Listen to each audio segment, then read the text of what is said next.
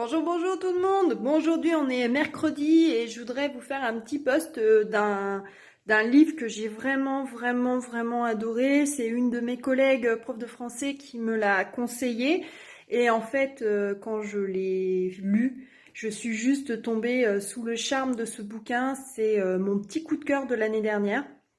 Ce livre a été nommé prix Goncourt des lycéens par un panel de jeunes de votre âge qui ont choisi parmi de nombreux livres ce livre comme le livre de l'année. Donc c'est pour vous dire qu'il est vraiment juste génial. Alors ce livre, il s'appelle Frères d'âme. Il a été écrit par David Diop, qui est un auteur français d'origine sénégalaise. Et en fait, il a décidé de travailler à un sujet qu'on parle très peu finalement dans la littérature, qui est les tirailleurs sénégalais pendant la Première Guerre mondiale. Donc, il faut savoir que pendant la Première Guerre mondiale, les Français, mais aussi les Anglais, les Italiens, les Allemands, etc., ont fait appel pour renforcer leurs troupes au front aux colonies. Et la France a donc pas fait exception. Elle a été chercher ces Sénégalais et les a emmenés à Verdun. Alors vous imaginez les Sénégalais à 40 degrés l'année et ils se retrouvent à Verdun à -20. Ça a été une catastrophe.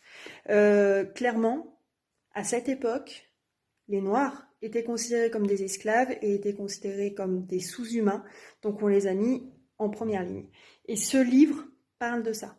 C'est-à-dire que ce livre va mettre en scène deux personnages dont l'un d'eux va décéder pendant l'une des batailles et le deuxième, qui s'appelle Alpha Ndiaye, va nous raconter sa vie et donc faire un retour sur son meilleur ami d'enfance qui est donc décédé. Voilà. Je vous lis, alors il est vraiment juste super, il a des phrases qui sont très courtes, vocabulaire plutôt facile. Il utilise beaucoup de métaphores et de comparaisons pour expliquer des choses. Alors par exemple, une tranchée, pour eux, ça n'existe pas puisqu'ils n'en avaient jamais vu au Sénégal. Donc ils vont appeler ça le ventre de la mer. Donc en fait, on va avoir pas mal de petites métaphores et de comparaisons, mais au fur et à mesure, en fait, il y a un rythme qui se crée et ce livre, il est juste ultra facile à lire. Je vous lis un petit passage. Quand je sors du ventre de la terre, je suis inhumain, par choix. Je deviens inhumain un tout petit peu, non parce que le capitaine me l'a demandé, mais parce que je l'ai pensé et voulu. Quand je jaillis hurlant de la matrice de la terre, je n'ai pas l'intention de tuer beaucoup d'ennemis d'en face, mais d'en tuer un seul, à ma manière, tranquillement, posément, lentement.